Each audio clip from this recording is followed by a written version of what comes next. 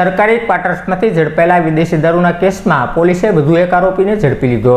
Nilambag police મથકના સ્ટાફે સરકારી ક્વાર્ટરમાં રેડ કરી વિદેશી દારૂનો જથ્થો પકડ્યો હતો। જે કેસમાં પકડાયેલા આરોપીઓની પૂછપરછ કરતા કમલભાઈ વિનોદભાઈ બાબરિયાનું નામ ખુલ્યું હતું। જેના અનુસંધાને પોલીસે કમલભાઈ બાબરિયાની અટકાયત કરી ધોરણસરની કાર્યવાહી હાથ ધરી હતી।